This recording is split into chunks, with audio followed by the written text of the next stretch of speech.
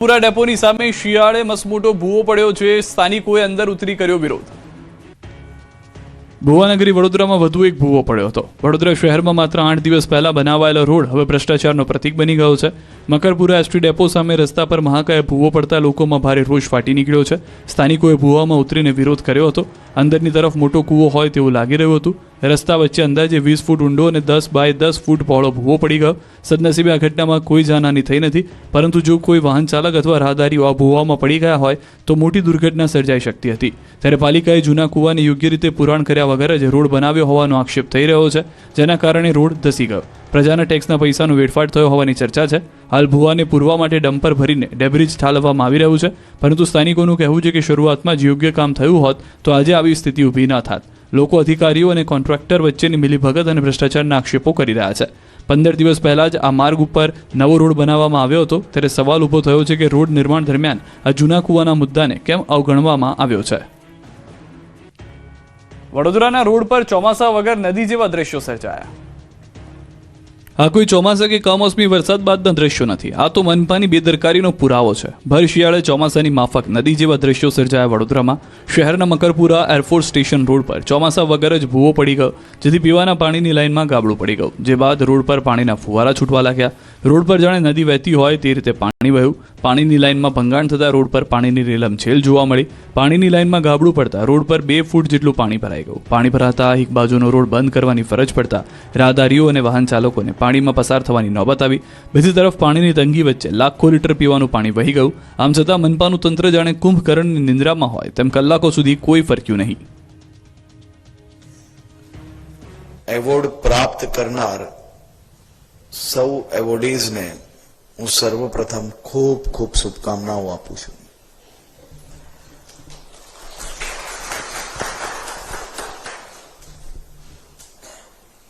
સામાન્ય રીતે એવોર્ડ કોઈ એક વ્યક્તિ પ્રાપ્ત કરતું હોય છે, ક્યારેક કોઈ કંપની પ્રાપ્ત કરતી હોય છે, ક્યારેક કોઈ વ્યક્તિત્વ પ્રાપ્ત કરતું હોય છે। અને સ્ટેજ પર જે એવોર્ડ લેવા આવે તે વ્યક્તિનું અચીવમેન્ટ આપણે સૌ લોકોને દેખાતું હોય છે, પણ કોઈકે ક્યારે બી એવું વિચાર્યું કે આ એક એવોર્ડ જે એક વ્યક્તિ લેવા આવે છે એ એવોર્ડ પ્રાપ્ત કરતા કરતા એ લેવલ સુધી એમને પહોંચતા એમની જોડે કેટલાય લોકોનું લાઈફની કેટલી વસ્તુ સેક્રિફાઈસ થઈ હશે, ચાહે કોઈ બી લેવલ પર હોય, ચાહે બિઝનેસની વાત હોય, ચાહે સોશિયલ વાત હોય, ચાહે કોઈ ઇન્ડસ્ટ્રી એમને સ્થાપિત હોય કરી હોય, કે કોઈ કલ્ચરલનું કામ કરતા હોય, કે કોઈ બીજી એક્ટિવિટી કરતા હોય, જે કોઈ ફિલ્ડની અંદર પોતાનો એવોર્ડ પ્રાપ્ત કરે। સામાન્ય રીતે હું ઉપમુખ્યમંત્રી બન્યો અને હું હંમેશા એમ વિચારું કે હું બન્યો છું ત્યારે હું મારા જીવનનું બધું જ ખોઈ લેતો હોઉં છું,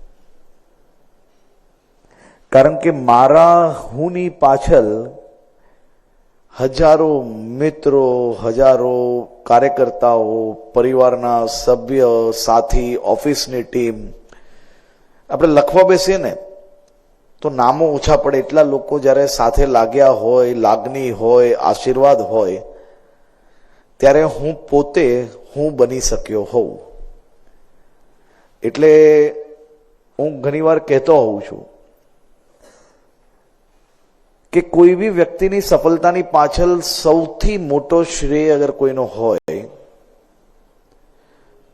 તો એમની પત્નીનો હોય છે, એમની માતાનો હોય છે, એમની બહેનોનો હોય છે, એમના દીકરાનો હોય છે, એમની દીકરીનો હોય છે।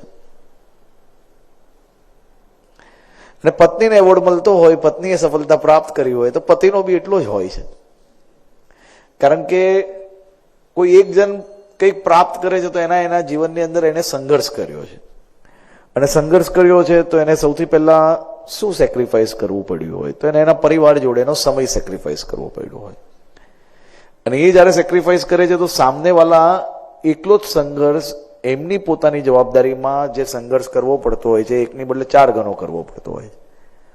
એટલે મારું એવું માનવું છે કે આ એવોર્ડ ક્યારે બી વ્યક્તિત્વ કે વ્યક્તિગત નથી હોતો. એવોર્ડ એ હંમેશા તમારા જીવનમાં તમારી જોડે જોડાયેલા તમામ લોકોનો હોય છે. તમે એનું માધ્યમ હો છો, તમે એને સ્વીકારો છો, પરંતુ તમારી આખી ટીમને હું શુભકામના આપવા અહીંયા આવ્યો છું. સામાન્ય રીતે દુનિયાભરમાં લોકો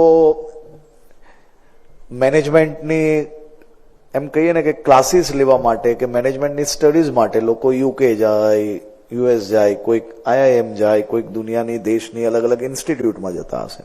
સાધુઓના વિખવાદ વચ્ચે કલાકાર દેવ પગલી ઇન્દ્ર ભારતી બાપુના સમર્થનમાં આવ્યા. કીર્તિ પટેલના મૃગીકુંડના સ્નાન બાદ જૂનાગઢના સાધુ સંતો વચ્ચે યુદ્ધ શરૂ થઈ ગયું છે. બજરંગદાસ બાપુ પછી અમરગીરી બાપુએ ઇન્દ્ર ભારતી બાપુ પર અતિ ગંભીર આરોપ લગાવ્યા છે. ત્યારે જાણીતા ગુજરાતી કલાકાર દેવ પગલી ઇન્દ્ર ભારતી બાપુના સમર્થનમાં આવ્યા. અમદાવાદના વહેલાલ રોડ પર આયોજિત ગોસ્વામી સમાજના સમૂહલગ્ન પ્રસંગે ગાયક કલાકાર દેવ પગલીએ સનાતન ધર્મ અને સાધુ સંતોના સમર્થનમાં હિન્દુઓને જાગૃત થવા હાંકલ કરી. કે જ્યારે જ્યારે સાધુ સંત ઉપર કે આપણા સમાજ ઉપર કોઈ પણ આફત આવે તો કોઈ આવે કે ના આવે પણ આપણો સમાજ ભેગો થાજો. એ હિન્દુઓ જાગ જાઓ રે, સનાતન ધર્મ કી રક્ષા કરો. રાજકોટના મોટા માત્રા ગામમાં વીજ ચોરો પર પોલીસ અને PGVCL કરી એર સ્ટ્રાઇક. 68 લાખથી વધુની વીજ ચોરી પકડી. આ દ્રશ્યો કોઈ દારૂડિયા કે બુટલેગરોની દેશી દારૂની ભઠ્ઠીઓને પકડવા માટેના નથી. આ તો વીજ ચોરી પકડવા માટે પોલીસ અને PGVCL એર સ્ટ્રાઇક કરતા વીજ ચોરોમાં દોડધામ મચી ગઈ. રાજકોટ ગ્રામ્ય પોલીસ અને PGVCL દ્વારા સંયુક્ત રીતે વિંછિયા તાલુકાના મોટા માત્રા ગામમાં વહેલી સવારથી જ મેગા કોમ્બિંગ હાથ ધરીને ગેરકાયદેસર પ્રવૃત્તિઓ પર જોરદાર પ્રહાર કરવામાં આવ્યો. પોલીસની સાથે PGVCLની પણ 20 જેટલી ટીમોએ ગામમાં વીજ ચોરીને લઈને તપાસ કરતા વીજ ચોરોમાં ફફડાટ વ્યાપી ગયો. તપાસ દરમિયાન PGVCLની ટીમોએ ગામમાં મોટા પાયે ચાલતી વીજ ચોરી ઝડપી પાડી. વીજ ચોરો પર તરાપ મારી 74 ગેરકાયદે જોડાણો કાપી નાખ્યા તેમજ 68.6 લાખનો દંડ પણ ફટકારવામાં આવ્યો. ખેતીવાડીમાં ગેરકાયદેસર રીતે વપરાતા 3 ફેઝ જોડાણમાંથી અંદાજે 12,500 મીટર કેબલ વાયર જપ્ત કરવામાં આવ્યો. માત્ર વીજ ચોરી જ નહીં પરંતુ કાયદો અને વ્યવસ્થા જાળવવા માટે પોલીસે ગામના 8 રીઢા ગુનેગારોના નિવાસસ્થાનને પણ દરોડા પાડ્યા. આ સર્ચ ઓપરેશન દરમિયાન શંકાસ્પદ જણાતા 2 બિનવારસી અથવા ગેરકાયદેસર વાહનો પણ ડિટેન કરવામાં આવ્યા છે. સુરેન્દ્રનગરમાં પાણીની સમસ્યા મુદ્દે મહિલાઓ બની રણચંડી. સુરેન્દ્રનગર મહાનગરપાલિકાના વોર્ડ નંબર 1માં પાણીની સમસ્યાને લઈને મહિલાઓએ ઉગ્ર વિરોધ પ્રદર્શન કર્યું હતું. ફિરદોસ સોસાયટીની મહિલાઓ થાળી વેલણ સાથે કોર્પોરેશન કચેરીએ પહોંચી હતી અને પોતાનો આક્રોશ વ્યક્ત કર્યો હતો. ફિરદોસ સોસાયટીમાં આવેલા 4 માળિયા સરકારી આવાસમાં પીવાના પાણીની ગંભીર સમસ્યા સર્જાઈ હતી. આ સમસ્યાથી મહિલાઓએ રણચંડી બનીને વિરોધ નોંધાવ્યો. સ્થાનિક રહેવાસીઓએ ડેપ્યુટી કમિશનરની ચેમ્બરમાં જઈને રજૂઆત કરી. તેમણે પવિત્ર રમજાન માસ દરમિયાન પીવાના પાણીની તંગી અંગે પોતાની વ્યથા વ્યક્ત કરી. અગાઉ પણ સ્થાનિકો દ્વારા પીવાના પાણીની સમસ્યા અંગે અનેકવાર રજૂઆત કરવામાં આવી હતી. જો કે આ રજૂઆતો છતાં કોઈ નિરાકરણ ન આવતા મહિલાઓ રોષે ભરાઈ હતી અને આ પ્રદર્શન કર્યું હતું. મહિલાઓ બની રણચંડી સૂત્રોચ્ચાર કરી વિરોધ નોંધાવ્યો. સ્થાનિક રહીશો અને મહિલાઓએ ઢોલ સહિતના ખાલી વાસણો સાથે મહાનગરપાલિકા હાય હાયના ઉગ્ર સૂત્રોચ્ચાર સાથે વિરોધ પ્રદર્શન કર્યું.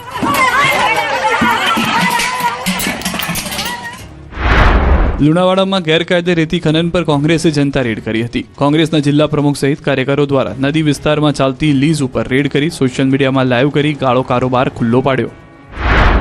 પોરબંદરના વિસાવડા હાઈવે પર કમકવાર અકસ્માત સર્જાયો. દ્વારકા દર્શન કરીને પરત ફરી રહેલા એક રાજસ્થાની પરિવારની કાર હાઈવે પરથી નીચે ખાબકી. ગંભીર દુર્ઘટનામાં 2ના મોત, અન્ય 4 લોકો થયા ઘાયલ. આ તરફ રાજકોટના રેસકોર્સ રિંગ રોડ પર 2 કાર વચ્ચે સર્જાયો અકસ્માત. ગેલેક્સી ટોકીઝ પાસે 2 કાર સામસામે અથડાતા અફરાતફરી મચી. અકસ્માતને પગલે રિંગ રોડ પર ટ્રાફિક જામના દ્રશ્યો સર્જાયા.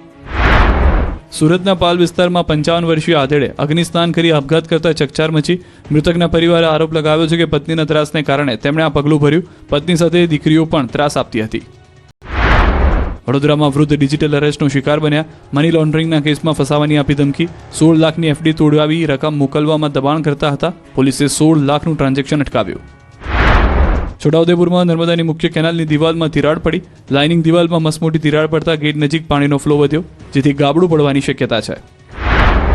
અમદાવાદના પોટલિયા 4 રસ્તા પાસે લગ્ન પ્રસંગમાં મારામારીના કેસમાં શહેર કોટડા પોલીસે વધુ 4 આરોપીની ધરપકડ કરી. અગાઉમાં પોલીસે એક સગીર સહિત 7 આરોપીઓને ઝડપી લીધા હતા. લગ્ન પ્રસંગ દરમિયાન ડીજે બંધ કરાવવા બાબતે 2 પક્ષો વચ્ચે ઉગ્ર બોલાચાલી થઈ હતી. દમણ પોલીસે બિહારમાં નક્સલી પ્રવૃત્તિમાં સંકળાયેલા એક વોન્ટેડ નક્સલી ને ડાભેલ વિસ્તારમાં ઝડપી પાડ્યો છે. 100થી વધુ પોલીસ કર્મીઓ અને અધિકારીઓની ટીમ દ્વારા મેગા સર્ચ ઓપરેશન હાથ ધરાયું. આરોપી આર્મ્સ એક્ટ અને હત્યાના ગુનામાં વોન્ટેડ હતો. પોલીસે આરોપીની ધરપકડ કરી છે. મોરબીના વેપારીની હત્યાના વિરોધમાં જામનગરના વેપારીઓએ બજારો બંધ રાખી રેલી યોજી કલેક્ટરને આવેદન આપ્યું. મોરબીમાં નજીવી બાબતે સોની વેપારી જતીન સોનીની નિર્મમ હત્યાના પડઘા હવે સમગ્ર રાજ્યમાં પડી રહ્યા છે. જામનગરમાં સોની સમાજ દ્વારા આક્રોશપૂર્વક વિરોધ પ્રદર્શન કરવામાં આવ્યું.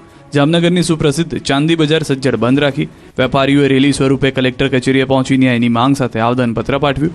મોરબીમાં માત્ર હોર્ન મારવા જેવી સામાન્ય બાબતે સોની યુવાન જતીન સોનીની કરપીણ હત્યા કરવામાં આવી, જેને લીધે સોની સમાજમાં ભારે રોષ જોવા મળી રહ્યો છે. જેથી સવારથી જ જામનગરની મુખ્ય ચાંદી બજારના તમામ વેપારીઓએ સ્વયંભૂ ધંધા રોજગાર બંધ રાખી પોતાનો વિરોધ નોંધાવ્યો. જતીન સોનીના હત્યારાઓ સામે કડકમાં કડક કાર્યવાહી કરવામાં આવે અને આરોપીઓને ફાંસીની સજા કરવામાં આવે, જેથી પીડિત પરિવારને વહેલી તકે ન્યાય મળે તેવી માંગણી કરવામાં આવી હતી. દારૂબંધીની માંગ સાથે મહિલાઓએ અમરેલીના દેતડની મહિલાઓએ પોલીસ સ્ટેશન ઘેર્યું. અમરેલી જિલ્લાના સાવરકુંડલા તાલુકાના દેતડ ગામમાં બેફામ દારૂના વેચાણ મુદ્દે ગ્રામજનોએ સાવરકુંડલા રૂરલ પોલીસ સ્ટેશનનો ઘેરાવ કર્યો. મોટી સંખ્યામાં એકત્ર થયેલા ગ્રામજનો, જેમાં સરપંચ, અગ્રણીઓ અને મહિલાઓ પણ સામેલ હતા, તેમણે દારૂના વેચાણને તાત્કાલિક બંધ કરાવવા ઉગ્ર રજૂઆત કરી. ગ્રામજનોએ બુટલેગરો સામે કડક કાર્યવાહી કરવાની માંગ સાથે પોલીસ સ્ટેશનના પટાંગણમાં બેસી જઈ વિરોધ નોંધાવ્યો હતો અને આવેદનપત્ર સુપરત કર્યું. તેમણે 24 કલાકમાં દેતડ ગામમાં દારૂનું વેચાણ સંપૂર્ણપણે બંધ કરવાની લેખિત રજૂઆત કરી. ગ્રામજનોનો આક્ષેપ છે કે ગામના દારૂના ખુલ્લેઆમ વેચાણને કારણે મહિલાઓ માટે બહાર નીકળવું મુશ્કેલ બન્યું. દારૂ પીધેલા લોકો મહિલાઓની છેડતી કરે છે. આ અંગે અનેકવાર રજૂઆત કરવા છતાં પોલીસે કાર્યવાહી ન કરી હોવાનો આક્ષેપ છે. ત્યારે અડધી રાત્રે લોકોએ પોલીસની ઊંઘ હરામ કરતા પોલીસે યોગ્ય પગલાં લેવાની ખાતરી આપતા હાલ પૂરતો મામલો શાંત પડ્યો છે. અમદાવાદની વેદાંત ઇન્ટરનેશનલ સ્કૂલની મનમાની સામે વાલીઓનો હોબાળો. અમદાવાદના ઈસનપુર વિસ્તારમાં આવેલી વેદાંત ઇન્ટરનેશનલ સ્કૂલની દાદાગીરી સામે વાલીઓને એબીવીપીએ હોબાળો મચાવ્યો. સવારમાં મોટી સંખ્યામાં વાલીઓ અને એબીવીપીના કાર્યકરો સ્કૂલે પહોંચી ગયા. સ્કૂલના હાલના બિલ્ડિંગને ગુજરાત બોર્ડથી સીબીએસઈમાં પરિવર્તિત કરી દેવાતા વિરોધ ફાટી નીકળ્યો. સ્કૂલમાં ભણતા ગુજરાત બોર્ડના વિદ્યાર્થીઓને અન્ય સ્કૂલમાં ખસેડવાના નિર્ણયને લઈને વાલીઓમાં રોષ ફાટી નીકળ્યો. એબીવીપીના કાર્યકરો સાથે સ્કૂલે પહોંચી સ્કૂલ મેનેજમેન્ટને ઘેર્યું. સ્કૂલની મનમાની સામે આક્રોશ ઠાલવ્યો. ગુજરાત બોર્ડના વિદ્યાર્થીઓ તેમના જ બિલ્ડિંગમાં રાખવા માંગ કરી. વાલીઓ પોતાના બાળકોને અન્ય સ્કૂલમાં ખસેડવા તૈયાર નથી. અંબાબાદ હવે ધારી પંથકના વાતાવરણમાં પણ પલટો. ધારીના સરસિયા, દલખાણિયા, જર અને ગઢિયા સહિતના ગામોમાં વરસાદ. કેસર કેરીના ગઢ ગણાતા વિસ્તારોમાં માવઠું પડતા બાગાયતી ખેડૂતો ચિંતાતુર. કમોસમી વરસાદને કારણે કેરીના આંબા પરના મોર ખરી જવાની ભીતિ. દાહોદના રાજકારણમાં ગરમાવો. કોંગ્રેસના આદિવાસી નેતા મુકેશ ડાંગીનું પક્ષમાં રાજીનામું. 10 વર્ષથી જાલોદ કોંગ્રેસમાં વિવિધ હોદ્દાઓ પર હતા કાર્યરત. સમાજના કાર્યોમાં વધુ ધ્યાન આપવા માટે કોંગ્રેસ પક્ષ છોડ્યો. આદિવાસી હક અને અધિકારની લડત માટે પક્ષમાંથી આપ્યું રાજીનામું. પાર્ટીમાં રહી આદિવાસી સમાજના હક અધિકાર માટેની લડતમાં ધ્યાન ઓછું રહેતા નિર્ણય. હવે સામાજિક આગેવાન રહીને જનતાના કાર્યો કરવાની ઈચ્છા વ્યક્ત કરી. દિલ્હી મુંબઈ કોરિડોર જેવી લડતોમાં સમાજનું હિત જોવાની કરી વાત. અમદાવાદમાં સ્થાનિક સ્વરાજ્યની ચૂંટણી પૂર્વે કોંગ્રેસમાં ભરતી મેળો. ખેડાના અગ્રણી નેતા ભરતસિંહ પરમારના કોંગ્રેસમાં ઘર વાપસી. વર્ષ 2017માં ભાજપની ટિકિટ પર મહુધા બેઠકથી લડ્યા હતા. ચૂંટણી અમિત ચાવડાના હસ્તે ખેડાના ભારતસિંહ પરમારે કોંગ્રેસનો ખેસ ધારણ કર્યો છે. સહકારી સંસ્થાઓ સાથે જોડાયેલા ભારતસિંહ સમર્થકો સાથે કોંગ્રેસમાં જોડાઈ ગયા છે. 7 વર્ષ બાદ ભારતસિંહ પરમારે ફરી થામ્યો છે કોંગ્રેસનો હાથ. ઠાકોર સમાજના લોકો કોંગ્રેસમાં જોડાયા તો ખોટી ધમકી આપવા વાળાઓને ગેનીબેન ઠાકોરની લલકાર. મગજની નસ ખેંચવાનું બંધ કરો, નહીં તો રાણી લક્ષ્મીબાઈ બનવું પડશે. સ્થાનિક સ્વરાજની ચૂંટણીઓ પહેલા જ ભાજપને મોટો ફટકો પડ્યો છે. અમદાવાદ જિલ્લાના ધોળકા તાલુકાના રામપુર ગામે રાજકીય ધરતીકંપ જેવી સ્થિતિ સર્જાઈ છે. કોંગ્રેસની જન આક્રોશ સભા ધોળકા વિધાનસભા ઠાકોર સમાજથી 5 થી 7 હજાર લોકોએ ભાજપનો હાથ છોડીને કોંગ્રેસમાં જોડાયા. આ સામૂહિક પક્ષપલટો ભાજપ માટે ચિંતાનો વિષય બન્યો. તો સિકોતર માતાના મંદિરની દિવાલ તોડી પાડવાના મુદ્દે ગ્રામજનોમાં ભારે રોષ જોવા મળ્યો. કોંગ્રેસની જન આક્રોશ સભા દરમિયાન સાંસદ ગેનીબેન ઠાકોરે વિરોધ નોંધાવ્યો. ગેનીબેન ઠાકોરે નામ લીધા વગર ભાજપ પર પ્રહાર કર્યા. દીવાલ પાડી છે. આવનાર સમયની અંદર ટિકિટ લઈને આવતો તો પાડી ના દે ને તો આ રાતે ટિકિટ લઈને કાઢી. બીજી તરફ ધમકી આપવા વાળાઓ પર ગેનીબેન ઠાકોર લાલઘૂમ થઈ ગયા. ખુલ્લા મંચ પરથી કહી દીધું કે નસ ખેંચવાનું બંધ કરો, જ્યાં આવવું હોય ત્યાં આવી જજો. કોંગ્રેસના આગેવાનોને ઠાકોર સમાજને કોઈ પથ્થર મારવાની ધમકી આપતા હોય તો આમ તો અમે ગાંધી વિચારધારાવાળા છીએ, સત્યને અહિંસાને માનવાવાળા છીએ. પણ ક્યાંક ઝાંસીની રાણી લક્ષ્મીબાઈ કે ભગતસિંહ બનવું પડે ને તો એના માટેની પણ તૈયારી છે. એટલે મહેરબાની કરીને કોઈ દાડો કોઈને એવી કોઈને વાયા સમાચાર આપીને ધમકી આપવાની વાત ના કરતા. ધમકી જ રહે અને એવી તાકાત હોય તો મેદાનમાં આવજો. મેદાન તમે નક્કી કરજો કે અમારે કઈ જગ્યાએ આવવાનું છે. પાટણના પૂર્વ જિલ્લા ભાજપ પ્રમુખ દશરથજી ઠાકોરે ગેનીબેન ઠાકોરની હાજરીમાં બંધારણ તોડ્યું હોવાનો આરોપથી ખળભળાટ. સોશિયલ મીડિયામાં પોસ્ટર વોર શરૂ.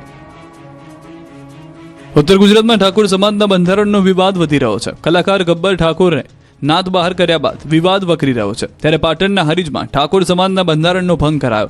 સાંસદ ગેનીબેનની હાજરીમાં બંધારણનું ઉલ્લંઘન કરવામાં આવ્યું. પાટણના પૂર્વ જિલ્લા ભાજપ પ્રમુખના પુત્રના લગ્ન પ્રસંગમાં બંધારણનો ભંગ કરાયો હોવાનું સામે આવ્યું છે. વીઆઈપી રિસેપ્શન અને વીઆઈપી ભોજન, વીઆઈપી કંકોત્રી છપાવીને બંધારણ તોડ્યું છે. લગ્ન પ્રસંગે બંધારણમાં માત્ર એક જ મીઠાઈ પીરસવાનો ઉલ્લેખ કરાયો છે. બંધારણમાં હલ્દી રસમ, એન્ટ્રી મારવાની પ્રથા સહિત અન્ય કોઈ રસમોના પ્રસંગો કરવા પર પ્રતિબંધ છે, છતાં બધું કરાયું. સમગ્ર બાબતે સોશિયલ મીડિયામાં પોસ્ટર વોર શરૂ થઈ ગઈ છે. ઠાકોર સમાજનું બંધારણ માત્ર ગરીબ લોકો માટે બનાવાયું હોય તેમ સોશિયલ મીડિયામાં પોસ્ટર વોર શરૂ થઈ. ગબ્બર ઠાકોરના ભાઈ અર્જુન ઠાકોરે ફેસબુકમાં પોસ્ટ કરીને માત્ર ગબ્બર ઠાકોર અને અર્જુન ઠાકોર માટે જ બંધારણ બનાવ્યું હોવાની પોસ્ટ કરી છે. માત્ર સામાન્ય લોકો માટે બંધારણના નિયમો આગેવાનો માટે કેમ નહીં એવા સવાલો પણ આ પોસ્ટમાં ઊભા કરવામાં આવ્યા છે. કસાતા ધ્રુસકે ને ધ્રુસકે રડી કીર્તિ પટેલે કહ્યું મીડિયા ન્યાય અપાવે તો કોર્ટે આપ્યા જામીન. જે કીર્તિ પટેલ અઠવાડિયા પહેલા મીડિયા અને પોલીસ સામે ટણી કરી રહી હતી. પોલીસ અને મીડિયા સમક્ષ પાવર બતાવી કેમેરો તોડી નાખવાની અને પોલીસની વર્દી ઉતારી નાખવાની ધમકી આપી રહી હતી. તે જ કીર્તિ પટેલને પોલીસે પકડી રિમાન્ડ પૂર્ણ થતા કોર્ટમાં લઈ જતા બધી જ ટણી નીકળી ગઈ. જે કીર્તિ પટેલ મીડિયા સમક્ષ ડોળા કાઢી મારવાની ધમકી આપતી હતી, તે જ કીર્તિ પટેલના આંખોમાં મગરના આંસુ વહી રહ્યા હતા. માત્ર ગણતરીની કલાકોમાં જ કીર્તિ પટેલની બધી જ હેકડી નીકળી ગઈ. રડતા રડતા નાટક કરી કીર્તિ પટેલે કહ્યું કે મીડિયા હાજર રહે, મીડિયા હાજર રહીને યોગ્ય ન્યાય અપાવે.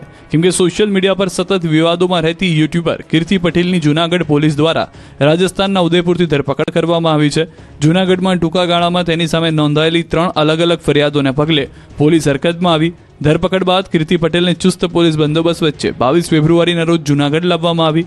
પોલીસ દ્વારા કીર્તિ પટેલને કોર્ટમાં રજૂ કરી તેના રિમાન્ડની માંગ કરવામાં આવી.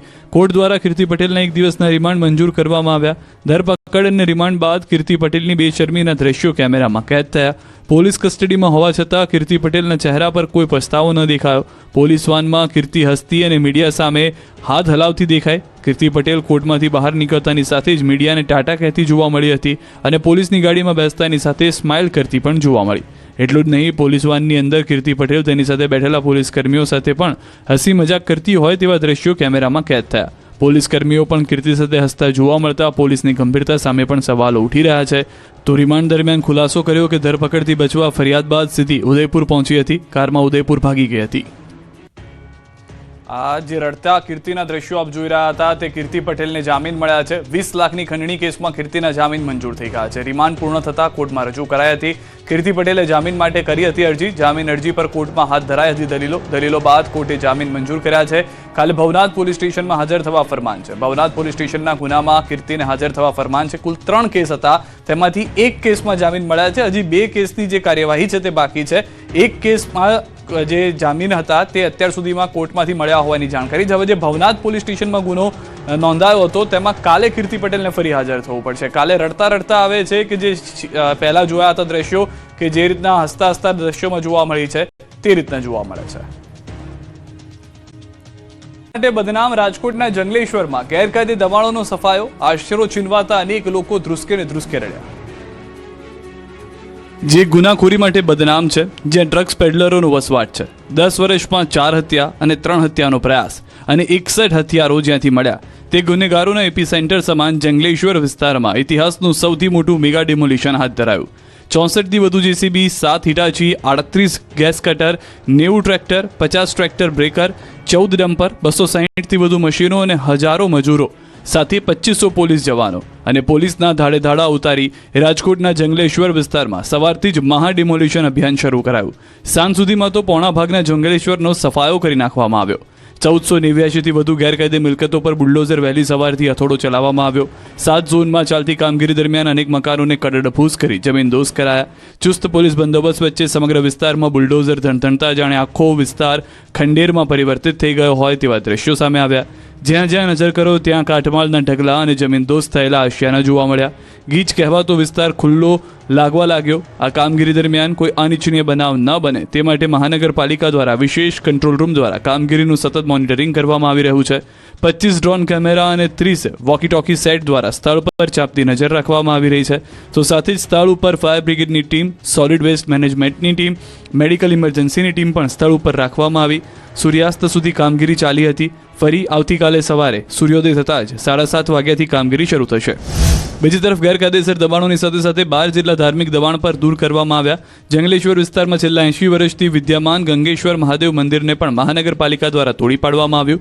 ત્યારે ગંગેશ્વર મહાદેવ મંદિર મહાનગરપાલિકા દ્વારા તોડી પાડવામાં આવે તે પૂર્વે જ શાસ્ત્રોક્ત વિધિ વિધાન મુજબ શિવલિંગની ચાલન વિધિ કરવામાં આવી હતી. ચાલન વિધિ અંતર્ગત શિવલિંગમાં રહેલ દેવ તત્વને કળશમાં સ્થાપિત કરવામાં આવ્યા હતા. ઐતિહાસિક ડિમોલિશન વચ્ચે કેટલાક લાગણીસભર અને હૃદયદ્રાવક દ્રશ્યો પણ જોવા મળ્યા. જે ઘરમાં લોકો વર્ષોથી રહેતા હતા, જે ઘરમાં મોટા થયા, તે જ મકાનો તેની નજર સામે તૂટતા ગમગીનીભર્યું વાતાવરણ સર્જાયું. ઘર તૂટી જતા હવે ક્યાં રહેવો જવું તે સવાલ ઊભો થયો. અનેક લોકો છત વગરના થઈ ગયા. જંગલેશ્વરમાં આશરો છીનવાતા આશા ખોઈ બેઠેલા લોકોની આંખોમાં આંસુ નીકળી ગયા હતા. તેમના ચહેરા પર ભવિષ્યની ચિંતા અને લાચારી સ્પષ્ટ દેખાઈ રહી હતી. તો લોકોએ ઘર ખાલી કરતા પહેલા દિવાલો પર ઇમોશનલ લખાણો અને રડતા ઇમોજી ચિત્રી પોતાના દુઃખની અભિવ્યક્તિ પણ કરી હતી. પોરબંદર નજીક સાયક્લોનિક સર્ક્યુલેશન સર્જાશે. હવામાન નિષ્ણાંત અત્રેયા શેટ્ટીનું અનુમાન હજુ 3 દિવસ રહી શકે છે માવઠાનું જોર. શુક્ર, શનિ સૌરાષ્ટ્ર પર માવઠાનો ખતરો. પોરબંદરથી ભાવનગરના પટ્ટામાં થઈ શકે છે માવઠું. શુક્ર, શનિ ભરૂચથી વલસાડ સુધી માવઠાનું જોખમ છે. હજુ 24 કલાક માવઠું નહીં છોડે પીછો. જાણો ક્યાં ક્યાં કમોસમી વરસાદની આગાહી છે. રાજ્યમાં માવઠાએ કહેર વર્તાવ્યો છે. 2 દિવસ બાદ ફરી કમોસમી વરસાદ ખાબકતા ખેડૂતોના જીવ તાળવે ચોંટી ગયા છે. ત્યારે હજુ પણ માવઠું ખેડૂતોનો પીછો નહીં છોડવાનું. હવામાન વિભાગે રાજ્યમાં 24 કલાક કમોસમી વરસાદની આગાહી કરી છે.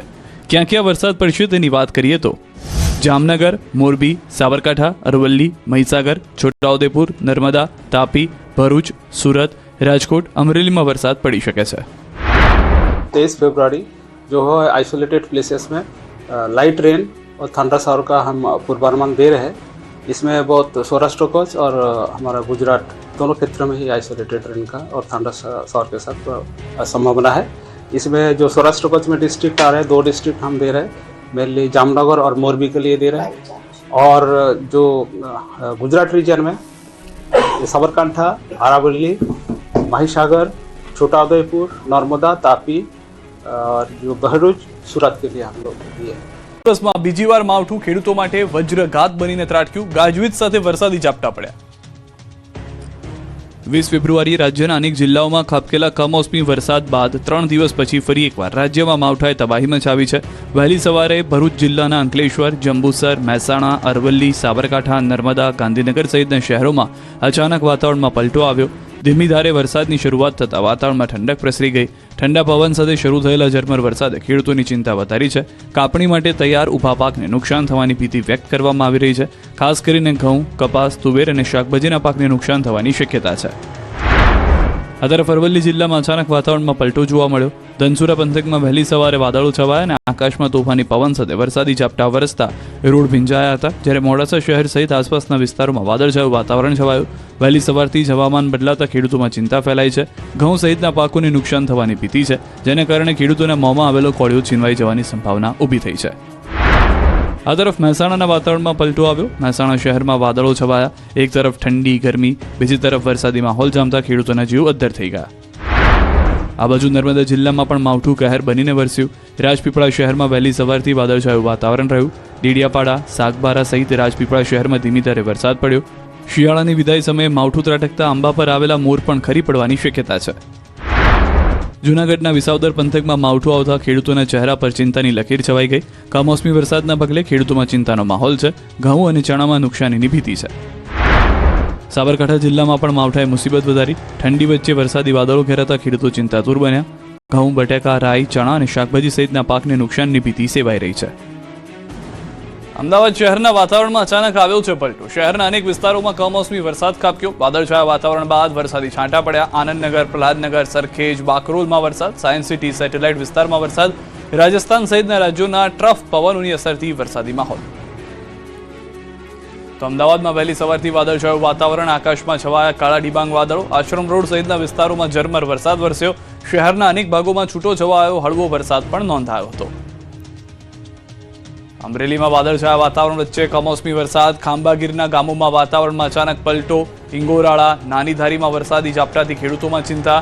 નાના વિસાવદર સહિતના ગામોમાં પણ માવઠાનો માહોલ, તૈયાર શિયાળુ પાક જીરું, ચણામાં નુકસાનની ભીતિ, ઘઉં, ધાણીના પાકને પણ વ્યાપક નુકસાનની ભીતિ. કમોસમી વરસાદને કારણે ખેડૂતોના મોંમાં આવેલો કોળિયો છીનવાઈ જાય તેવી સ્થિતિ.